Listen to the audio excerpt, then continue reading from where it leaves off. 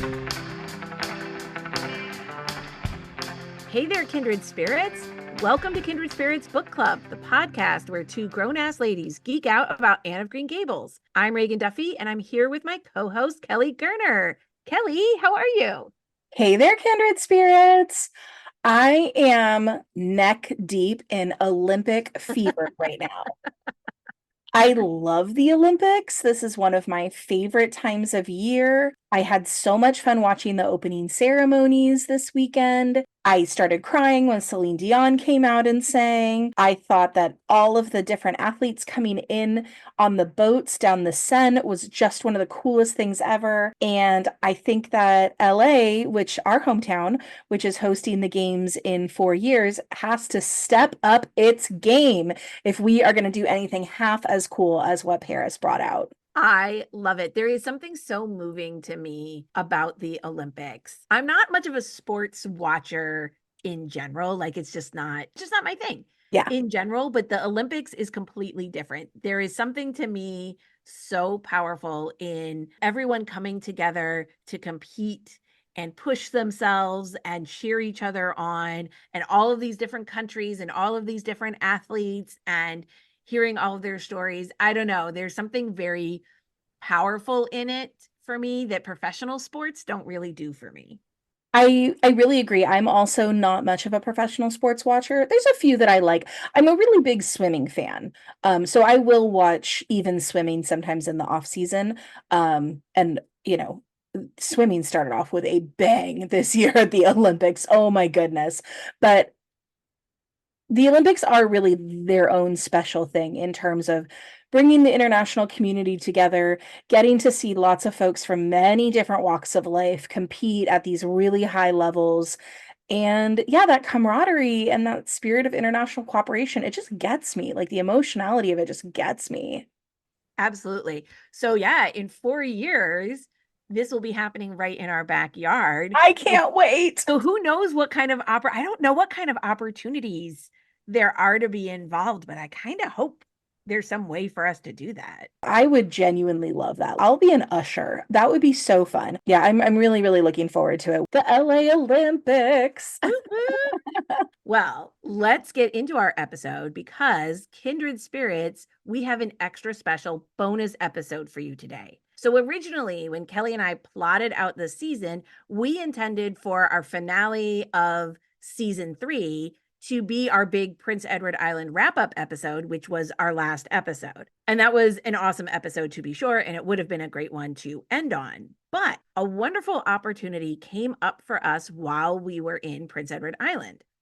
We met Dr. Brenton Dickinson, who is a professor at the University of Prince Edward Island, at the conference. Besides being an awesome person in general, he's also a writer, a researcher, and a curator of the literature and culture blog, A Pilgrim in Narnia.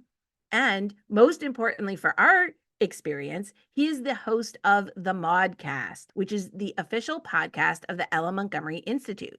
The Institute hosted the amazing conference that we attended, and the Maudcast focuses on the scholarly side of the Ella Montgomery world, particularly Maud's life and her works as kind of a whole body of scholarship. So if you want a little taste of what we might have gotten at the conference, we highly recommend that you check out the Maudcast. So you can learn so much more about Maud and learn from some of these leading academics in the field. So how could we resist an opportunity to sit down with Brenton in person and record a podcast swap episode together?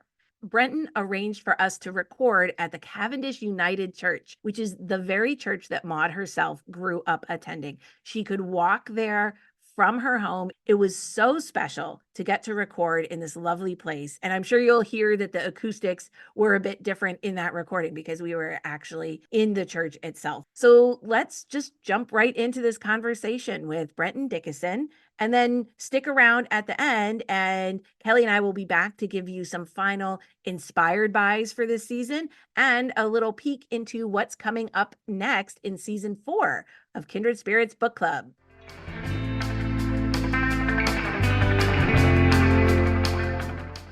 Well, here we are, Kindred Spirits, in the church in Cavendish, where Maud went to church, where her husband preached, and Maud played the organ, and this is also the church where her funeral was held. Her grave is in the churchyard here, and we are so lucky to be able to record here today in this beautiful space with Brenton Dickinson, whom we met at the conference, and he arranged this really special opportunity for us. Brenton, thank you so much, and welcome. Oh, it's very cool to be here, and it is a neat space to be in.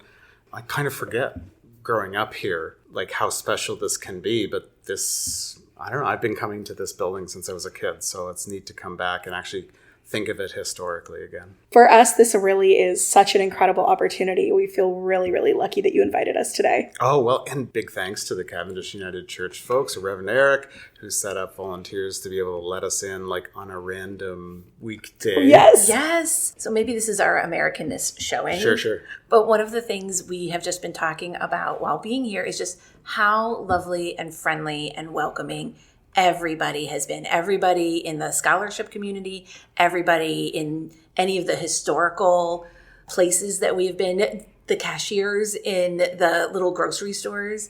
It just always really feels like everybody is just making our visit so special and welcoming. It's actually a big act. Is it when we leave home? It's the grand seduction. No, there's like a training session we all have to go to. Right. No, I think, so neighborliness is a difficult thing to judge, but if you think of neighborliness as local, then that's part of the charm of Prince Edward Island neighborliness, is that it's true, there's a sense of us and the whole world outside of us.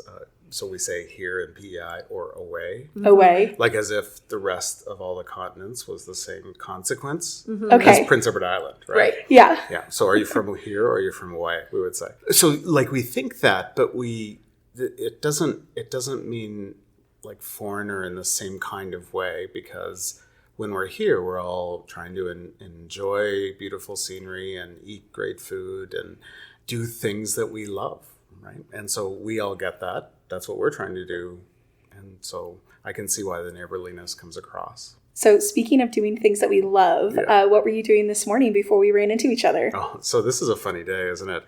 So we're right now in Cavendish United Church, and I went to Rainbow Valley this morning with some friends from Indonesia, right, as one does. They're visiting, and they have a big family and my family, and Rainbow Valley is a book. You haven't covered Rainbow Valley. Not yet. It's coming in our next season, though, so this is a great lead-in. So is that sort of like the Four Winds Harbor, St. Mary's kind of books, right? Or we did House of Dreams for our last season. We felt that was such like a singular book. We just did it totally on its own. Yeah. But we're going to be doing Ingleside and Rainbow Valley next season. Oh, okay. That makes so we sense, want to do kind of like the children's stories, that's right? Yeah, that's right. And so Rainbow Valley, I had no idea was a book growing up. I thought it was a place. So what? I know, exactly. So it was this, it's a valley in the most generous way you can describe a valley. And they had taken kind of a marshy creek and made like little ponds out of it where you could paddle like with someone that you like romantically. So it was like a 12-year-old romantically too, or a 14-year-old. And then I became a teenager and was terrified and awkward. As most teenagers are. It goes badly. Like in the spring, they would take us on trips, and there was a UFO that was a gift shop, and there was a ball pit, and it was pretty gross. But we would go in and find loose change that poor kids have left, and buy ice cream cones. And then there was like a petting zoo, and there was a wise old owl that gave people advice. A wise old owl that gave people advice? Yeah, it turns out, like all these years, we just found out 2 years ago, it was these two ladies who took turns or worked together, sitting with a camera and the wise old owls in a tree. Is it like an animatronic owl? It was. Gosh. But it was their voice. All these years, it was real advice. It wasn't taped. And we all knew it, but our parents never believed us. Oh, that's so funny. That's right. So that was Rainbow Valley. What a great story. Yeah. So that's the question. When did you go from knowing that this was a beautiful place to go to realizing that was a book? And did it bring you to Ella Montgomery at that point? Yeah. It's an intriguing question when you grow up. Like, you folks are from Los Angeles, and there's I have television Los Angeles in my head, or film Los Angeles, right? 100%. And you have actually, it takes an hour to buy bread at this place, right? Yes, you have it that truly kind does. of and so we get both worlds too of Prince Edward Island, except it's book Prince Edward Island or like quaint nostalgic series or artistic. So we have that double vision as well. And so I grew up like in this church. I took 4-H. Do they have that in the United Yes. States? It's a punishment for farm kids.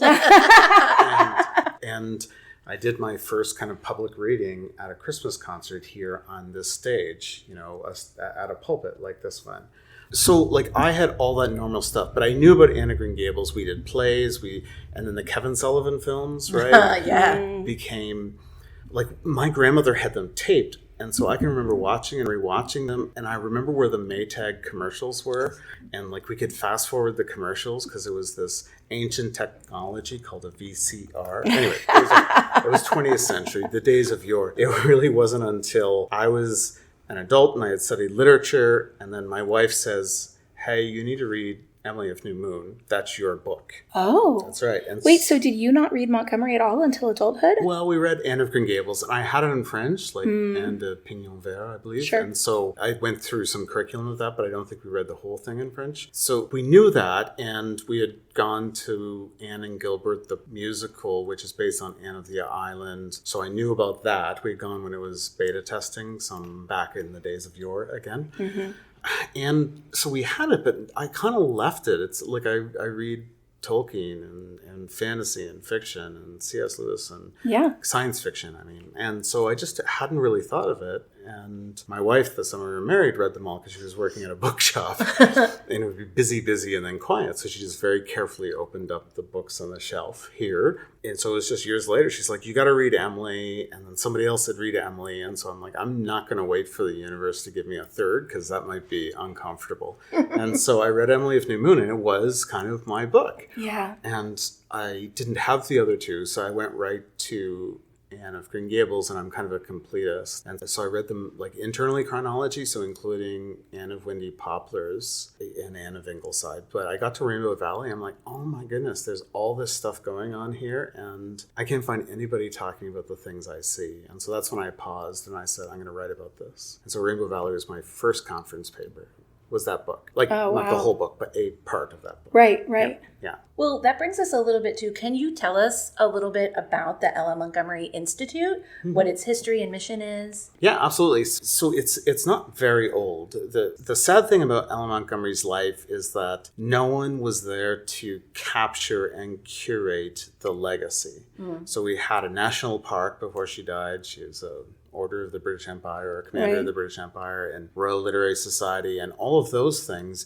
And then it slips away in the difficulty of the Depression and then World War II. And it takes decades before she's really recovered as someone to think about, someone to write about. But here in Prince Edward Island, her name and the imagination of her world is growing. Tourism and the more arts. And so we get these adaptations on stage or in little playhouses and churches like this one. And so as those things are happening, it was when the scholarly worlds came together with that cultural world. And it was not entirely, there were lots of people, but Elizabeth Epperly, so Betsy Epperly, was one of the first students at the University of Prince Edward Island, which Prince of Wales was like the predecessor Montgomery went to. And she ended up becoming the president of the university, and she was part of the team that started the Institute as a way of capturing both the scholarly side and the artistic, cultural, and folksy. Like, quite frankly, we don't want to sound like a semiotics conference, right?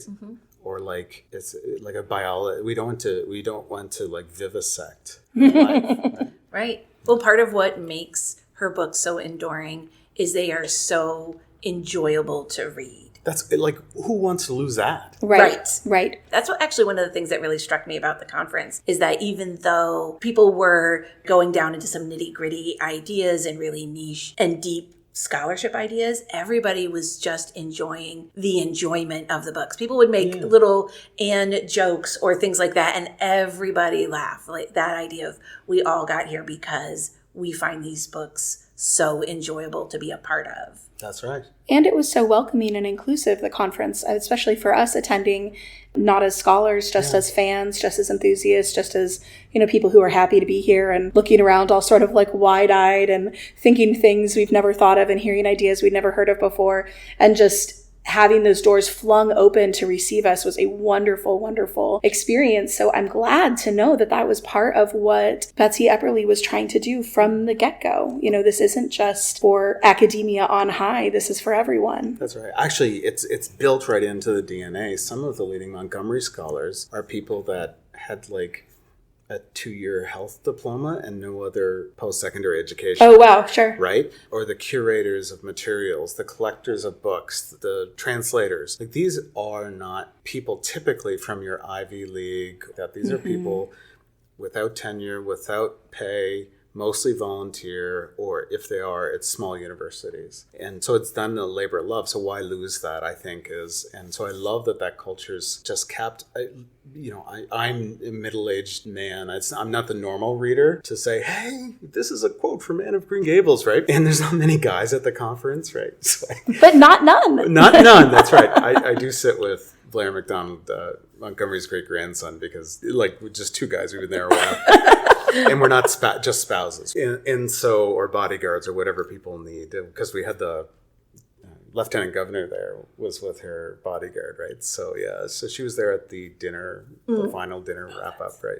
I guess it would call sergeant of arms, not a bodyguard. Yeah. Same difference. But it was the Governor General of Canada who was part of the original team. It was that set it up, the royalty in Japan, the emperor's household. Right. Some of the women there have been involved as honorary members, and other leading artists and writers in Canada. And if you, perhaps the education level's high, if you added it all up and divided, but who does that? And so I was a PhD candidate when I first presented, and I was as good or as poor as the material I brought, whether I was a guy or whether I was an expert or whether I was new, right? And that, I don't know, that's just awesome. Yeah, it truly, truly is. And you have the Maudcast, the official podcast of the Ella Montgomery Institute. And you do something very different than we do. We're very much a fan enthusiast podcast, but we would love you to talk a little bit about Maudcast and what you're doing there. Well, see the show notes, I think. We did. That's right. We are downloading some for the plane home listening. Oh, yes, that's right. So the Maudcast came out of, it was a few months into the pandemic, and we have at University of Prince Edward Island a chair of Ella Montgomery Studies, Kate Scarth, who's just pretty great. If you had a chance to meet her. So she and I sat down. She had the idea of a podcast, and somewhere in that first meeting, the name Maudcast came up and was Googled to see if somebody else had it. And then it was almost impossible not to have a podcast once you have the name, right? Yep. Yes. It already wrote itself. It wrote itself. Yeah, really did. I mean, Kindred Spirits Book Club just sounds like it always existed, right? And so you have to lean into things sometimes. And so then we started putting things together in lead up to it was like pure pandemic, and we just interviewed whoever we could get on Zoom. Some of the sound is terrible. Remember the era of early recordings, Google Chrome or Cast and all that kind of stuff. I just decided, how could I make scholars and artists like heroes for a few minutes, right?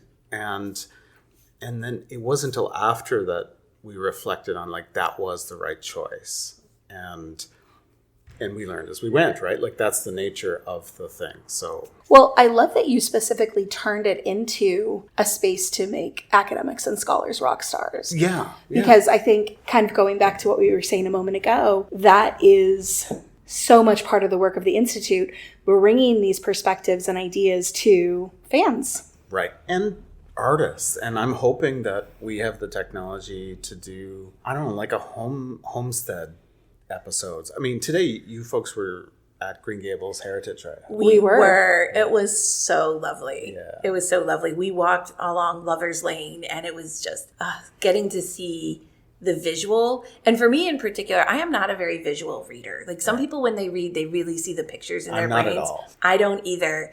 And if I really stop and think about it, I can pull something together, but it doesn't naturally kind of show up. It always was very hard for me to picture exactly what Green Gables looked like or exactly the experience of walking in those woods. And so it was very special to walk down that path and get a chance to really, I really do see Anne and Diana running along this path and picking flowers and scaring themselves silly with ghost stories and just talking about all of the little bits happening at school. And it just really felt like a little moment out of time. Yeah. Well, all the sensory experiences of being everywhere we've been, but I think especially this morning at the Green Gables Heritage Place, hearing the cracks in the stairs as you're walking up, seeing the beds, getting a sense of just sort of the textures and feel and the sense on the air. It really is, it brings it to life in a way that even if you have a good picture of it in your mind, now feels solid and real. I mean, for that matter, even sitting in this church feels like that, right? You can just picture Anne sitting in one of these pews with all the flowers and her straw hat. And her straw hat. Yep. I love that it contextualizes it. And I actually grew up like 5 miles from here. Did you? In a farmhouse very much like the design of the Green Gables Heritage House. Mm. So like there were things that I knew instinctively that, like that others may not get. And that's kind of fun for me to kind of awaken to those as I read. But Kelly, you do music, right? You know music. So you're going to hear things or visualize things that I can't in the stories, right? Because there's music all over the place. There's music throughout. That's right. And she's a very auditory writer, I would say. Yeah. She's describing so much of the sound of a laughing brook, for instance. That's right. Yeah. Yeah, that's right. Part of that is the characterization, right? Yes. Every bit of nature is a true character for her. They're not just descriptions. They're part of their characters in the story. And we were talking as we were sitting down and setting up, is this Montgomery's organ, this beautiful old organ in the corner of the church building? Is it was that there in 1901 when the church was built? But this is the place where her husband preached from this pulpit right beside us. And I don't know how well known this is, but it was during that time that Montgomery had written Anne of Green Gables, and then it didn't get accepted and tucked it away. I mean, most artists and writers can resonate with them. Right. You got to get the rejections first. That's right. And she tucked it away. She left it for a couple of years before pulling it out again. But it was during that time that she started secretly, I don't know what the word is, courting or dating the church minister. Right. Ewan MacDonald. Oh, so it started out kind of secret. So I think it was totally secret. I don't know when it became public because she said, I can't get married until my grandmother has passed away. Right. And so they knew it was going to be 5 years or whatever. She was quite old. So I'm not clear how that became a open space. There's some fiction that draws that out. We can imagine it perhaps, but she had all the advantages of being able to protect her life, at least for a little while. She was the postmistress. Yes. I read about that because that let her send off her manuscripts without anybody else knowing that she was sending manuscripts out and receiving her rejections or acceptances without anybody, unlike Anne and Averil's Atonement. Right. Where it becomes widely known. That's right. Yeah. Before anyone really has a clear idea what she's doing, she's published at least 300 or 400 poems and stories. And I think by the time Anne of Green Gables is published, there's enough knowledge that Montgomery's writing, but I don't think anyone really knows because it's 100 different magazines and papers. And it's one thing to be submitting a short story here, a poem there, versus what is about to become the great Canadian novel, right? That's right, yeah. And so the minister walking up to the post office and lingering is not going to be the same kind of feeling as if it was like the schoolmaster or or schoolmistress in this case. And the Montgomery's family gave the land for this church. And so her house is effectively on the same property in these 100-acre lots that go back. Right. So she's just further. Oh, I'm pointing the wrong way. No, I'm not pointing. Not that anybody can see. This is. I know, right? Yeah. It's an audio interview.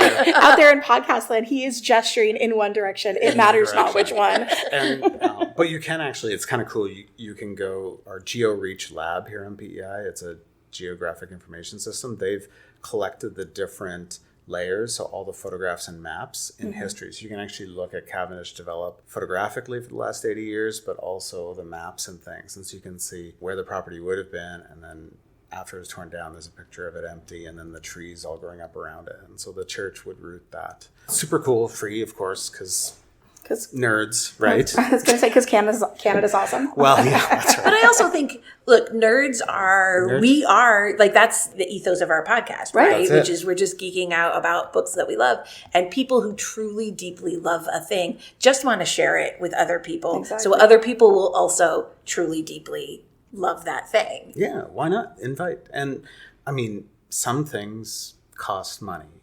We would all like grants or subscribers or whatever has to happen. If you're listening, click all the things. Right.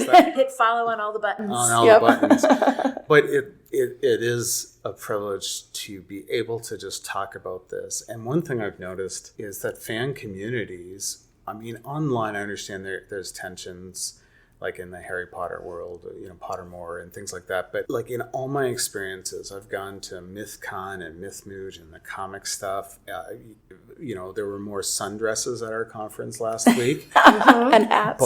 But like there's been more swords at some of mine, a few like Jedi folk. So like I've been to all of those. And I was just in a George MacDonald conference in Chicago a couple of months ago, and it was just like a gorgeous community. And if somebody had made a mistake, like somebody presented and it wasn't ready, or they were really not doing well, that would have been accepted with grace. And I just think that's cool. Yeah. So in that spirit, let us ask you, do you have a favorite Ellen Montgomery book or a least favorite? Mm-hmm. I have trouble with A Tangled Web and Magic for Marigold. Mm-hmm. A Tangled Web, the second time reading it, I slowed down a bit and I got it better. And I was reading it at the same time I was reading her journals. And I got it a bit more. And the beginning's really funny. Like she's best in that book when she's funny or when a character is super perceptive. Magic for Marigold is going to be the summer 2024 Ellen Montgomery Facebook readathon book choice. And I like that because I need to be won over to it. It's too blendy. It's too buoyant and it doesn't quite fit for me. So I'm ready to be won over this summer by that. And if folks are listening in the future, it's archived. You can go chapter by chapter whenever you're ready. I'm actually planning on doing that same thing, reading along with it, because we may add Magic for Marigold in this season because it's kind of a piece in terms of the childhood. It is, yeah. And it's been a million years. Yeah. We only found out about the Ellen Montgomery Readathon Facebook group through, honestly, small communities, right? That was on, somebody commented on a different Substack that we were talking, like, oh, you have to join that. And it was just as they were starting House of Dreams. And I didn't want to read very deeply because I didn't want to accidentally pick up somebody else's idea and have it come out as my own as we were writing this current season. And also at any one time, we were writing an episode, recording an episode, editing an episode, and listening to an episode. And I was like, I can't throw somebody else's thoughts in there. Right. I won't be able to keep track. Though I plan to go back and read it again. And it's all there, right? Yeah.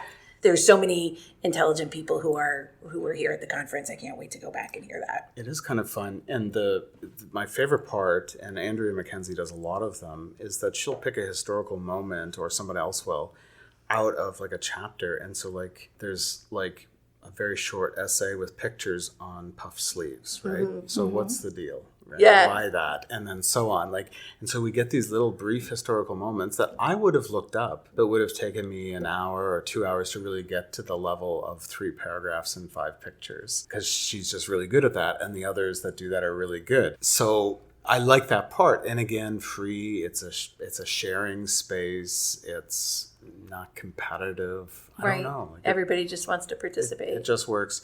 I mean, Anne of Green Gables is obviously a special kind of book. In the Anne series, I think Anne's House of Dreams is I don't know if favorite's the right word, but I think it's the most sophisticated. Right. It's the most literary. It's the most colorful. It's the most sonic. Is that what we say for sound? Anyway, it's very sensual and asks real questions, deep questions. And so I think that's a favorite in that way. I mean, Emily of New Moon, though, is still kind of my character, and that book is just grand. The series is not as tight as it could be, but like the 3 books together, but the first Emily book's mine. What about you folks? You've already confessed on air, but you haven't confessed on the Maudcast yet. Right. So like, okay, so besides Anne of Green Gables, which I think for me, of course, was my entry point, The Blue Castle is absolutely a book I could read over and over and over again. One of my all-time absolute favorite books. Rilla of Ingleside is the book to read if I want to be emotionally devastated. oh, yeah. And I also think is one of her just deepest books that when I was reading it, really every time I go back and read it, I find another layer in it. So those are 2 of my favorites. And Anne of the Island. Anne of the Island is my probably other big favorites, because I love that tension of you want to argue with Anne through the whole thing about like, oh my God, open your eyes, look at Gilbert, he's right there. But she has to go on her whole journey for it. And it is so satisfying at the end. So I just read last night the part where, I guess she's Mrs. Irving now, but she was... yes, Lavender Lewis. Lavender Lewis. She asks Anne and says, so, like, what happened with Gilbert? What's the deal? And she's like, I don't see why people have to keep bringing this up, Anne says. And she's like, only because it's the destiny of the entire universe that you 2 are together. Right. You are meant and made for each other. Right. And so sorry, but like somebody has to say it. And yeah, no, I do track with that book as well. And with Rilla, like here's my statement on air. Both, well, I guess we're Maudcasting Canada, the Kindred Spirits Book Club in the United States is the wrong way to do it in a global podcasting age, but like every history teacher should read Rilla of Ingleside, and that should be like curriculum for kids when they want to talk about war in like grade 6, 7, 8, 9, because like it's a girl's experience on the home front without leaving anything behind. There's still the boys, there's still all the stuff of World War I. I think it's kind of genius in that way. Yeah, absolutely. What about you, Kelly? Oh, I couldn't agree more with you about Rilla, by the way. I keep thinking that, and maybe, hopefully some 9th grade teacher has done this, but, you know, reading Rilla alongside All Quiet on the Western Front. Oh, yeah. Right? That is the kind of thing that I think would really hammer home the realities of war generally, and that war specifically in such a prominent way. God, I love Rilla. Good choice, Reagan. It's hard for me to isolate a favorite. I don't have, they're all beloved children, but after our past season talking about House of Dreams, I think I'm ready to say it's Anne's House of Dreams. I loved that book.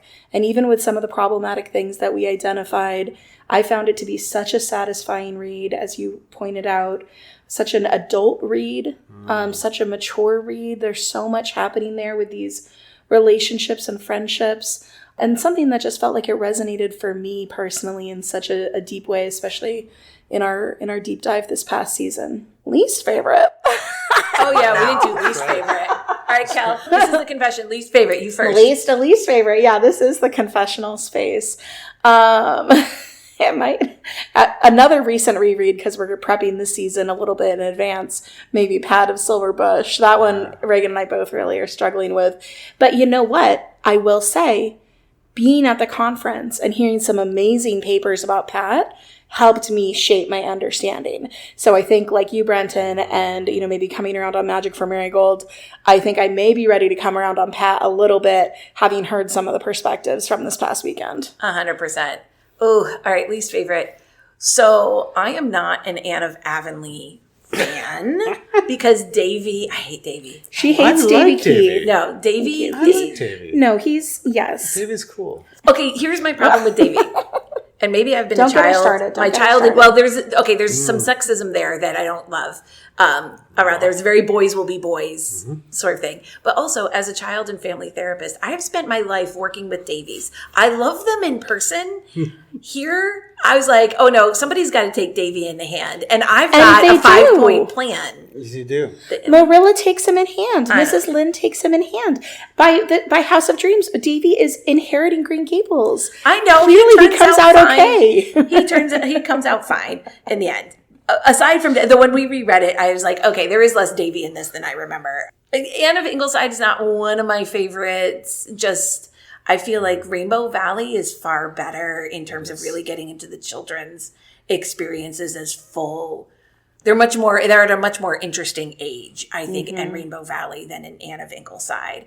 But I'm excited for us to do a deeper dive on it for the upcoming season, and maybe I will change my mind about it. Sure. A sneaky favorite that has been a recent sneaky new favorite is Jane of Lantern Hill. Yes. I think that's a winner. I think that is such a Gosh, winner. it's a good book. Yeah, and I love that it like will turn like every feminist instinct we have upside down. Yes. And maybe we shouldn't ruin it, but it's a great house book. Yes. It's got this little bit of magic. The character is spunky. Yes, But we then love Jane. That's right. But then it has this other pull around. And then Blue Castle that you mentioned is really on an ascendancy. I think that's the most quickly growing beloved book. Because so many people don't know about the Blue Castle, right? They Right. grow up on Anne of Green Gables. Maybe they get to Emily. If they're truly, truly fans, they get to some of these other books kind of in their childhood. Jane and Pat. Yeah. Yeah, Jane and Pat, some of the short stories. And I think a lot of people just miss the Blue Castle when they first find Anne of Green Gables and don't find it until they're an adult. And then we always say there's two different kinds of people when we're talking about the Blue Castle. People who haven't read it yet and people who passionately love it. It's just a good book, and she is hilarious. Valency's hair. So I just got schooled on this because there's tell us. There's manuscript evidence that it's Valency, like it's capitalized VAL in the manuscript, Okay. and then the EN, and then the C, like Valency. So it's Valency. And emphasized, so like it's Valency, it's not Valencia, it's not Valency, it's Valency. I have always, what's funny when we recorded our episodes on it, when I read it growing up, I always pronounced it Valancy in my head. And we are about to record. We're literally just sitting down about to record, realizing we can't really figure out how to pronounce it. We were pronouncing it two different ways. We were pronouncing it two different ways. And then realizing we had just found out that a friend of my daughter's, her mother was the audiobook narrator for the Blue Castle. Oh. And I was like, I had found that out 3 days before we were recording. I was like, wait, I'm going to go listen to her audiobook. Real quick, download the audiobook. Download the audiobook and hear how she pronounces it. And she pronounces it that way. Valency. And so we're like, that's what it is, Valency. We probably had to correct ourselves a few times when we were. Oh, jeepers! Yeah, that's right. I have to find that person. Get her on the Maudcast. Yes. Have you had her on the Kindred? Yes, she's a delight. She was on our most recent. She was on some of our House of Dreams episodes. Okay, sure. Because we didn't find out about the Blue Castle until we were literally we were like, we're recording today. Yeah. But she does some quotes and reads out loud for us some of the quotes from House of Dreams. Oh, that's and cool. we're like, goosebumps. Maybe I'll It's just so dreamy. I'll just copy and Yes. paste your Kelly, we will episodes, send you Kelly Taker's information. She is a delight and that's really a cool. Maud fan. Because I think that's what would bring me around on really add to the Pat books. I think that they should be like, I would like an audio reading for my next reading. Yes, Do you know what I mean? Just because for different. Yes. Well, and because Judy Plum is hard to read on the page, right? Maud is leaning hard into that sort of regionalist trend at the time where she's trying to capture these like local dialects and this like hyper specific thing. And I'm sure it was such a fun creative exercise for her. And it is such a pain in the ass to read. It is, yeah. But it works okay with some of the, like Father Cassidy and Emily of New Moon is okay. Sparingly, But Judy Plum is on that book all over the place. Yeah. But you know what? That is Kelly Taker's favorite book. Oh, so if you called her and said, would you like to come on and do some Pat of Silverbush narration on the Maudcast? she would say. You couldn't book her fast enough. Yeah. Well, and I suspect that it's not there. Like Blue Castle's now out of copyright in the United States. Mm-hmm. Well, the Pat books are in Canada, but not in the United States. She is waiting. She is waiting for that. She said that's the next one she wants to do. She took the chance to do the Blue Castle because now it's out of copyright, and she's just waiting for the Pat books. I think she might have a timer set on her phone. Good. like the day that it's released, she's on it. I think that would be a good choice for her. Yeah. So you were saying, sorry, about the Blue Castle and Valency. Oh, I just think she's hilarious. I just think She she's really is. funny. Once she finally kind of lets go, like when she realizes how ridiculous her life is, instead of falling apart, she falls together and she just becomes funny, and it's like the best kind of like bedside conversion story I've ever really read in that way. It's like carpe diem, but like not everybody's crying all the time. Yeah. And then you get into the kind of, like I once made a joke on air that I said, I think that, what's the name of the writer that she has? John Foster. I think John Foster is a better writer than Montgomery. and I was joking because Montgomery wrote those pieces, but like it does give her another voice. It is a different kind of nature writing than we get. It's Maud trying her hand at Thoreau, right? Oh yeah, sure, yeah. And she could be an interesting nature writer, and Epperly's done a bit of work bringing her nonfiction and that book together, so that's nice. I just want to also just shout out the other reason the Blue Castle slaps is because it is so damn sexy. Oh yeah, I guess that's not on my. I'm less of a kissing book kind of a guy. I'm a kissing book lady. Kelly wants to make even the books that aren't kissing books into kissing books. I do. Aren't they all kissing books somewhere? If they're not, I find a way. Right, exactly. Rainbow Valley. Rainbow Valley, yeah, less so in Rainbow Valley. They're a little young for that. But, you start seeing the hints of the romantic relationships that are about to develop. So Real is a kissing book. Real is like a great kissing book. A kissing book on the street with the seamen. Yes. Hats, like the Navy hat and the one leg back. Right? Yeah, exactly. There is very much the train station reunion. That's right, yeah. 100%. That's right. I'm wearing red rose in my blouse. Kind of exactly. Well, Brenton, why don't we turn the hosting mic over to you? Well, Jeepers, like all the things that we can talk about, and what I'm curious about is how, so like you're fancy schmancy Los Angeles bigwig urbanites, Kelly, you're a lawyer person, and Reagan, you're a therapist. And so is going from like a Los Angeles studio apartment or backyard or whatever to Avonlea or one of the other locations in that fictional world, like, is that like a escape? Is that like an adventure? Is that like tourism, like seeing new lands? Like, what is that for you folks? Because I grew up here very close. Like I saw the same landscapes and skyscapes and seascapes. The trees are different and the roads. But like, so what is that like? Is that like huge? Is that like a little world next door? What is it like for you? What's it like for you, Kelly? I would say for me, it's like a balm.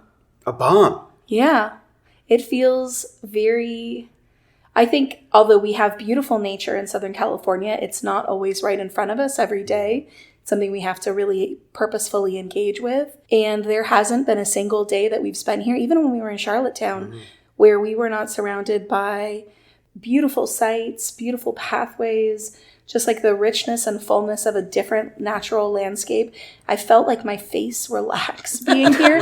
Do you know what I mean? Yeah. Like it just as things are sort of like seeping in. It's almost a subconscious experience.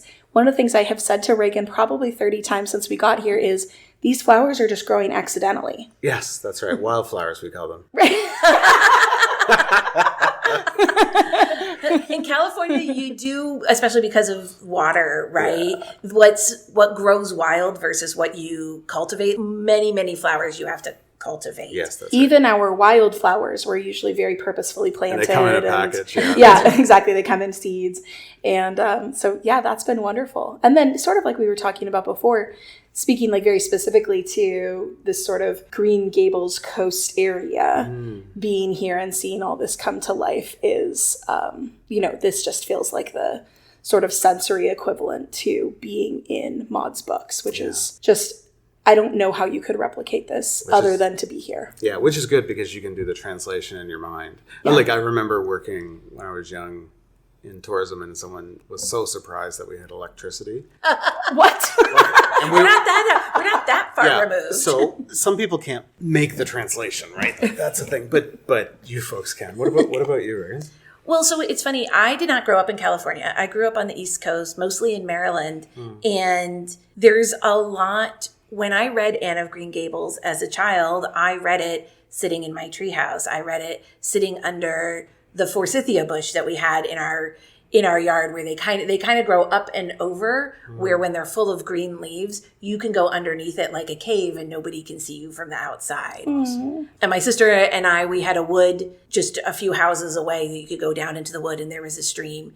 And so for me, I often saw Green Gables as a child in some of that landscape of where I grew up in Maryland. So when I read them again, it is a little bit like re-tapping into that sense memory.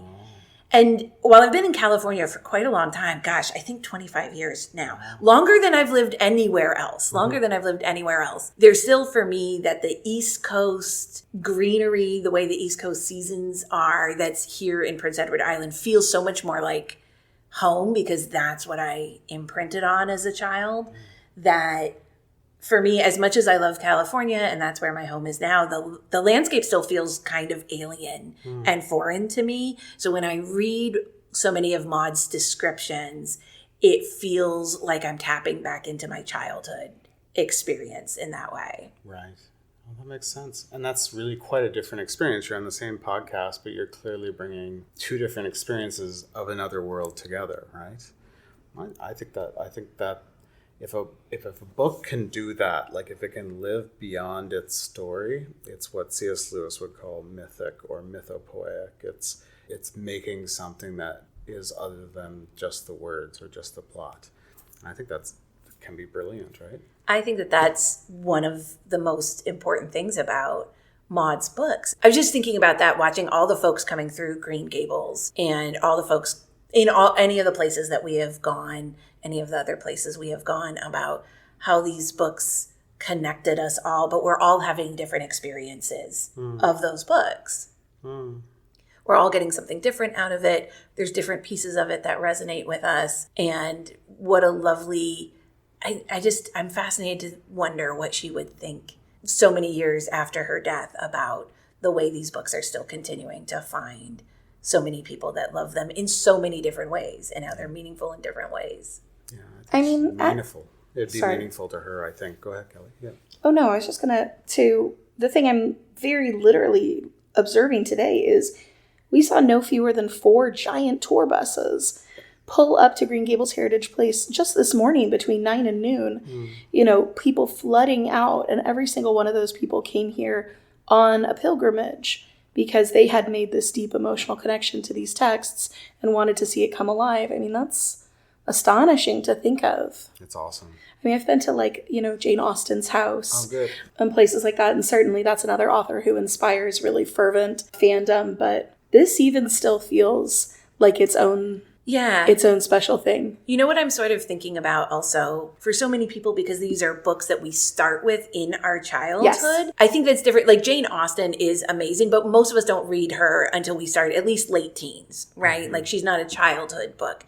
And there's something about this experience of Anne in this beautiful natural world, in the way that her experiences are so universal that everybody finds themselves in her quest to belong and her quest to make a home, that even as an adult, there's something still powerful about having read that. And I think that that's part of the reason why these books, I can't think of too many other childhood books that really have this kind of way of connecting all of our childhood experiences. So last question, this pulls us a little bit out of like an awesomeness, but it's a particular question for you who have set up the Kindred Spirits book club. So let's say that I am, a young woman teaching in Japan, or I'm like a college professor in Nigeria, or I'm a Brazilian teenager, or I'm in Colombia and I've caught the new Spanish translations, and I'd like to have my own perspective at middle age or whatever.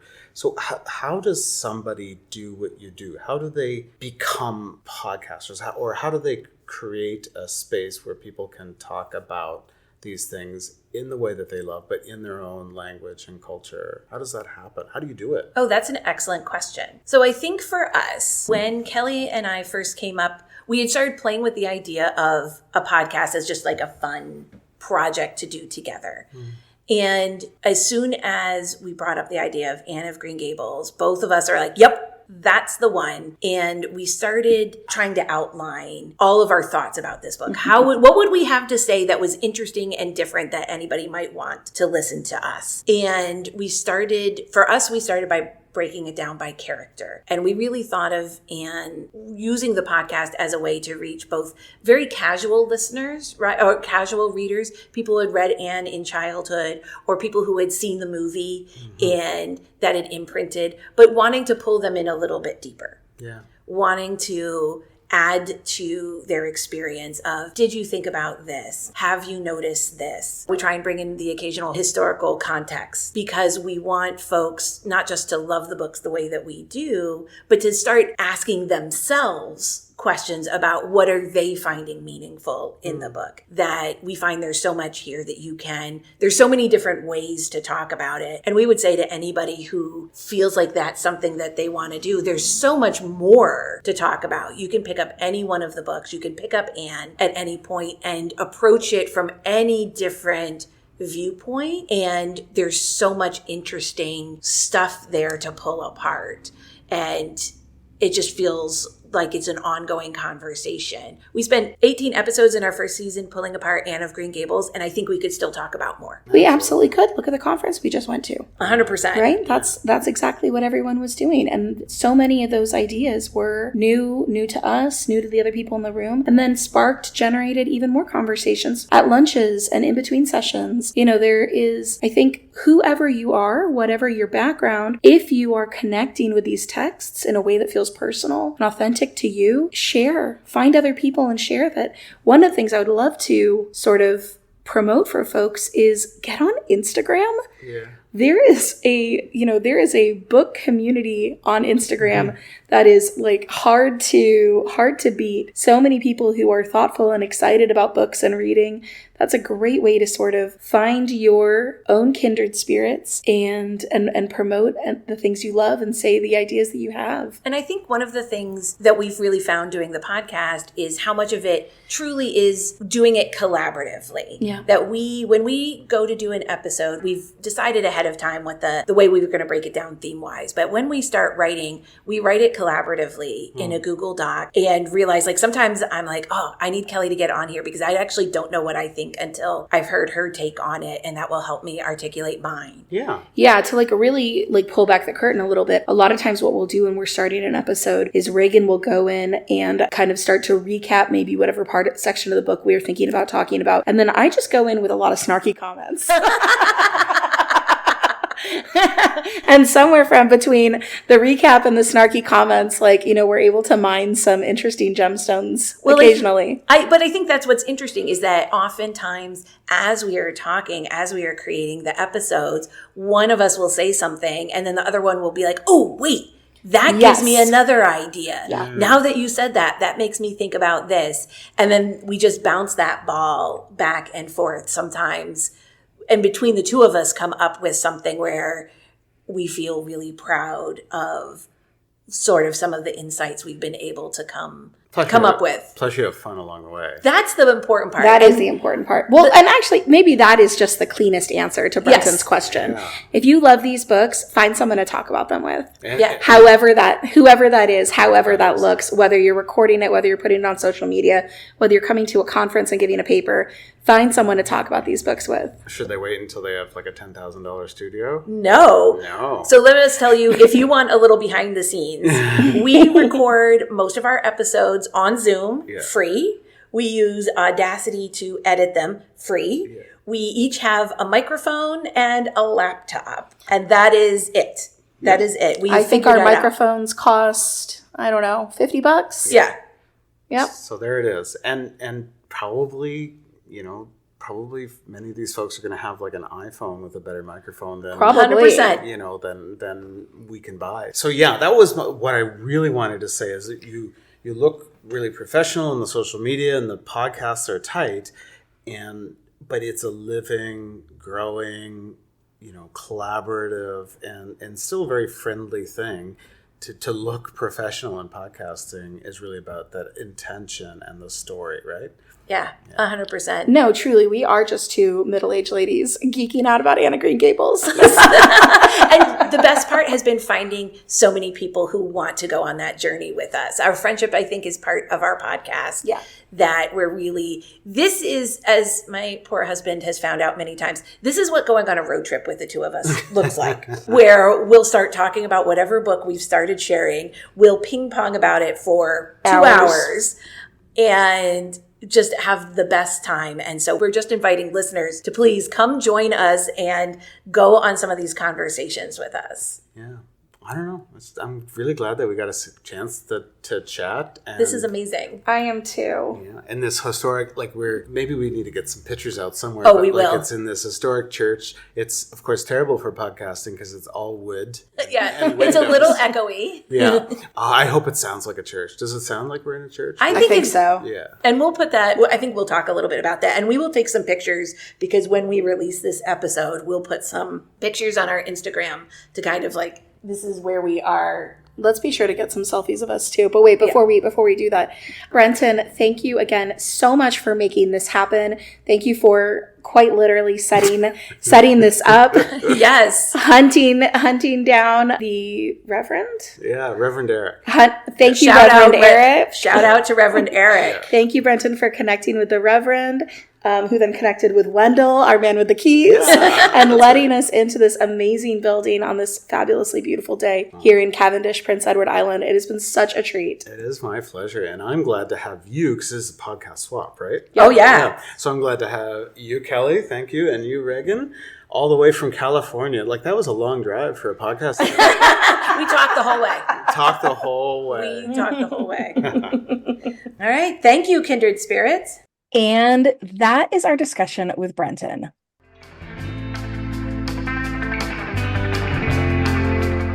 Wasn't that amazing? It was such a cool experience for us. I hope that you all could hear just what a unique and interesting time we had together. Being in that space, being in that church, it really was like Maud was in the room with us. I hope you can hear that in our conversation. And we will post some pictures to our Instagram from doing that recording with Brenton in person, including us standing in front of the organ that is possibly the organ that Maud herself played. They're not entirely sure because it could have been hers. It could have been somebody else's. They're not entirely sure. But we like to think that was exactly where she sat to play the organ for church services. I think for purposes of our imagination, that was definitely her organ. Yes.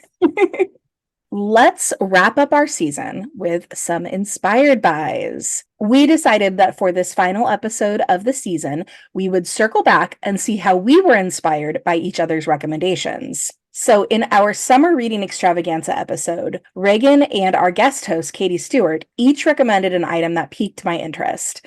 Honestly, Reagan, I'm pretty sure that I bought both of them while we were still on the call. She was Googling them as we were talking, for sure. So Reagan recommended these slushy cups, and I think they might be magic. Anyway, so you put these cups in the freezer overnight, and in the morning you pour your cold brew or whatever your beverage of choice is inside, and then you get a slushie. So with my cold brew, I am now getting slushy coffee. Amazing. It's like a frappuccino at home. It is like a frappuccino at home. Now that we are in the full heat of summer, these are such a wonderfully refreshing way to start out my day. I genuinely have been excited to get out of bed because it means I get to have slushy coffee. And then, of course, you can also use them for juice and other adult beverages. They're so much fun. I love them so much. And I think I'm going to start giving them as gifts to people. I don't know anyone who wouldn't have fun with these. Those are wonderful. Definitely go back and look up those slushies. And then in that same episode, Katie recommended a body product. It's by a company called Hanni or Hani, Hanni. And the product is Splash Salve, which is an in-shower body moisturizer. And this has also been a total summertime game changer for me. So you put it on in the shower after you're all clean. You give yourself sort of a quick rinse, and then you smooth it all over your skin as you're drying off. and then it'll soak in your skin, and there's no need after that for lotion. It smells lovely. It's not super heavily fragranced. It just smells really fresh and clean, perfect for summer. And again, when it is super hot, not having to add that extra layer of lotion after a shower feels so good. I love this stuff. Okay, I was very tempted when Katie was talking about it to buy it then, and I didn't at the time, but how can I resist? I have to get it. It's really, really nice, and a little goes a long way. So it's a little expensive, but a little goes a long way. So it'll last a while. Oh, for sure. Oh, for sure. This is a good idea, Kelly, to circle back. So I have two things that you have recommended over not just this last season, but one of them's from our first season that I have followed up on and discovered how right you are. As if you could ever doubt me. You know what, to be honest, you're one of my major influencers in general. Like I can always count on you to bring, you're not good for my wallet, but No.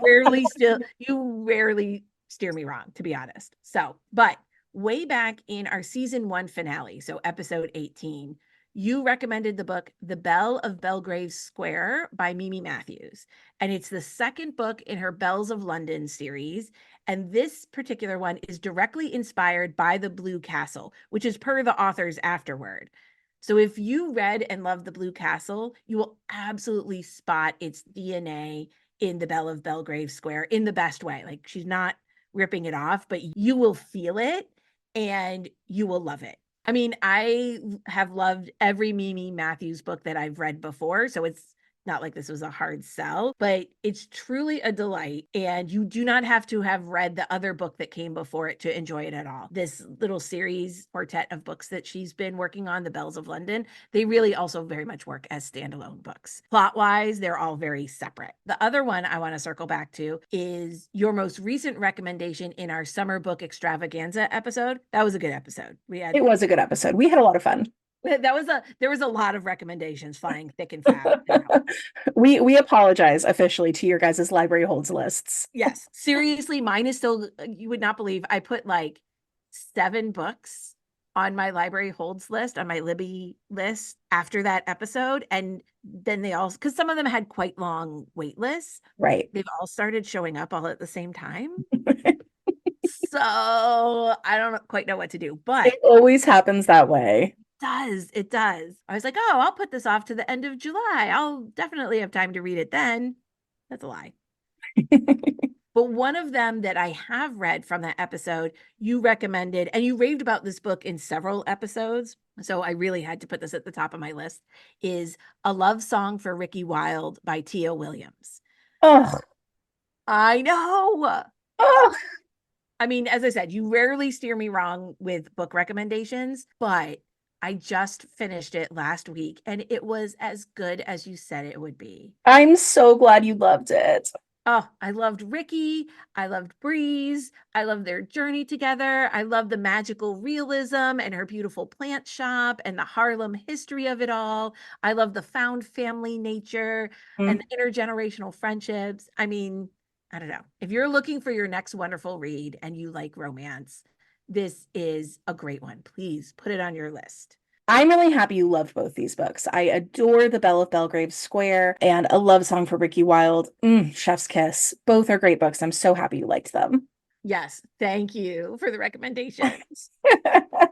Kindred Spirits, if you have listened to some of our episodes and you are trying to remember some of the things that we have been inspired by or recommended, look on our Instagram. Under our highlights, we've broken some of those recommendations down in our story highlights. So we've got book recommendations, we've got product recommendations, we've got other media recommendations from when we've talked about podcasts or music or TV shows or movies. So if you can't remember what we recommended and you're looking for it, that's a great resource to check out. So please, our Instagram is kindredspirits.bookclub. And on our profile page, check out our highlights. And if you did pick up any of our inspired buys and you also loved them, let us know. I mean, I guess let us know if you didn't like them either. I guess. But Or don't break our hearts. if we inspired you to read something or watch something that you wouldn't have found otherwise, we would love to hear all about it. Oh, kindred spirits, that's it for season 3 of our podcast. Reagan, I cannot believe we've done 50 episodes. 50 episodes. Kelly, virtual high five. Virtual high five for sure. And shockingly, we aren't even all the way through the Anne series yet. We're trying. At any rate, we are so incredibly grateful to you, our listeners, for coming on this journey with us. We are grateful to you for listening, for sharing the podcast on your social media, and of course, by word of mouth. We are so thankful for your rating and reviewing the podcast on Apple Podcasts, and for your incredibly thoughtful emails and DMs. We are a small but mighty community of LM Montgomery fans, and I feel so lucky that we get to create this community with you. So next season, we are hoping to open up our community even more to some thoughtful and brilliant folks who, like Brenton, have so much to say about these books that we love so much, and the woman who wrote them. We will be getting deep into Anne of Ingleside and Rainbow Valley and returning to some of those themes about how Maud thinks about childhood. So start your rereads of those books now if you want to be up on them when we are talking about them next season. Make sure you're subscribed to the podcast so when season 4 does drop, you'll have it right away. And of course, if you follow us on Instagram, you'll get all of the updates there as well as to when season 4 is going to start. And as always, you can still get a free Kindred Spirits Book Club logo sticker from us by leaving a review on Apple Podcast or by sharing about us on social media. I will say, though, we only have a few stickers left because we gave out so many at the conference and at the mall. So if you've been meaning to write us a review, now is the time. Just message us on Instagram at kindredspirits.bookclub or email us at kindredspirits.bookclub@gmail.com to let us know that you did.